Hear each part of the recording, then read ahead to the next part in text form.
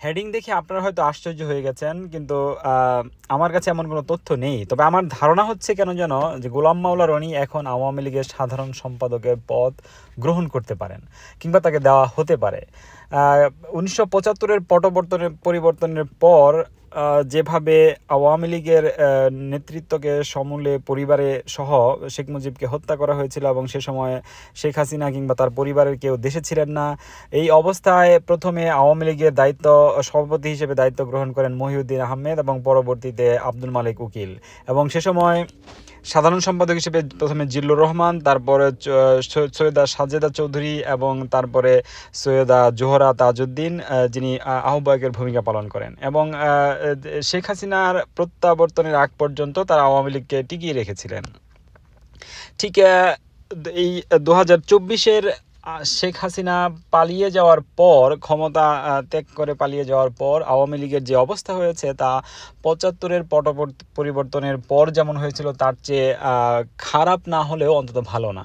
কাজে এই অবস্থায় আওয়ামী লীগের এমন একজন দরকার যার কিনা আওয়ামী লীগের নেতাদের মধ্যে এমনকি দেশবাসীর কাছে একটা গ্রহণযোগ্যতা আছে, ক্লিন ইমেজ আছে। কারণ আওয়ামী লীগে যারাই ছিল তারা একেবারে করাপ্টেড, দুর্নীতিগ্রস্ত, এবং তাদের বিভিন্ন রকম মামলা হবে। দল হিসেবে আওয়ামী লীগের নামেও মামলা হতে পারে। সেই ক্ষেত্রে আওয়ামী লীগ যদি টিকে যায়, আমার মনে হয় তখন এমন একজনকে লাগবে যার আসলে দেশে গ্রহণযোগ্যতা আছে। গোলাম মাওলা রনি গত 2018 সালে সম্ভবত তিনি নির্বাচনের আগে তিনি বিএনপিতে যোগ দিয়েছিলেন, এবং বিএনপি যোগ দিয়ে পটুয়াখালী 3, যেটা আসলে তার নির্বাচনী এলাকা, দশমিনা এবং গলাচিপা, সেখান থেকে নির্বাচন করে হেরে গিয়েছিলেন। অবশ্য 2018 সালে রাতের নির্বাচন হয়েছিল, সেখানে সবাই হেরে গিয়েছিল বিএনপির পক্ষ থেকে 7 জন ব্যতি রেখে। কাজেই তিনি সেই আসন থেকে আওয়ামী লীগের নমিনেশন নিয়ে একবার সংসদ হয়েছিলেন, তারপরে আর তিনি আওয়ামী লীগের নমিনেশন নেননি। তিনি বলছেন তিনি চাননি, কিন্তু আসলে আমার ধারণা তিনি এত বোকা লোক নন যে তিনি নিশ্চিত হয়ে গিয়েছিলেন যে তিনি আসলে নমিনেশন পাবেন না, যার জন্য তিনি চাননি, এবং শেষ পর্যন্ত আওয়ামী লীগ থেকে সরে এসেছেন। এখন তার সামনে এমন একটা সুযোগ এসেছে যেখানে রাজনীতিতেই থাকবেন। কাজেই এখন যদি তিনি আওয়ামী লীগকে নেতৃত্ব দিতে পারেন, ধরেন সরাসরি সাধারণ সম্পাদক পর্যায়ে, কিংবা ধরেন ভারপ্রাপ্ত সভাপতি পর্যায়ে, তো সেটা তার জন্য একটা বড় সুযোগ। এবং ভবিষ্যতে তিনি রাজনীতিতে যদি আওয়ামী লীগ টিকে যায় বা কামব্যাক করে, যদি ক্ষমতায় আসা খুব সহজ না, কিন্তু তিনি অন্তত নির্বাচনের নমিনেশন পেয়ে অন্তত তার আসন থেকে হয়তো নির্বাচিত হয়ে আসতে পারেন। কারণ বিএনপির টিকেটে 2018 সালে তিনি পটুয়াখালী 3 থেকে নমিনেশন পেলেও পরিবর্তিত এখন পরিস্থিতিতে আমার মনে হয় না তিনি পটুয়াখালী থেকে আর নমিনেশন বিএনপির পক্ষ থেকে পাবেন। কারণ বিএনপির যারা মাঠ পর্যায়ের নেতা, যারা হামলা মামলা, জেল, জুলুম কাঁধে নিয়ে পালিয়ে থেকে দলকে টিকিয়ে রেখেছেন, তারা আমার মনে হয় না গোলাম মাওলার মতো একজনকে উপযাচিত একজনকে এখন নমিনেশন দিলে সেটা মেনে নেবেন। কাজেই গোলাম মাওলার জন্য একটা ভালো অপশন। কারণ হচ্ছে তিনি বিএনপি থেকে নমিনেশন হয়তো পাবেন না, আর আওয়ামী লীগে একটা বড় পদ পেতে পারেন।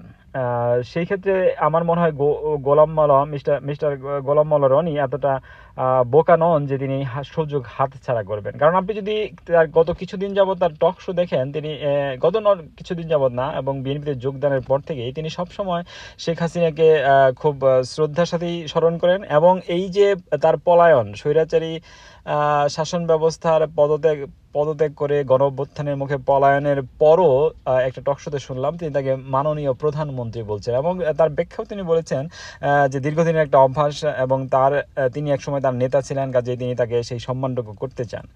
আওয়ামী লীগ হয়তো এমন একজনকেই খুঁজছে যে তার সেই সম্মানটুকু হাসিনাকে যে করে তাকে হয়তো পার্টির একেবারে উপরের দিকে বসাতে হয়তো সম্মত হবেন।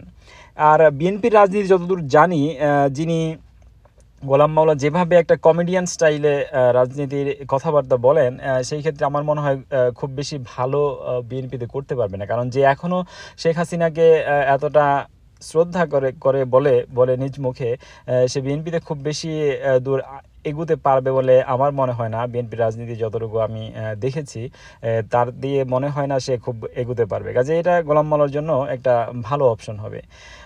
সব কিছু বিবেচনায় আমার মনে হয় গোলাম মাওলা সেদিকেই হাঁটবেন। আপনি আপনি যদি গত কিছুদিন যাবৎ দেখে থাকেন, আমার মনে হয় তার তার তার একটা সম্ভাবনা আছে, কারণ সেই সুযোগ সে ছাড়বেন আমার ধারণা। এখন দেখা যাক সে আসলে কিভাবে সুযোগটা কাজে লাগাতে পারে, কিংবা আওয়ামী লীগ এই পরিবর্তিত পরিস্থিতিতে গোলাম মাওলাকে কাজে লাগাতে পারে কিনা।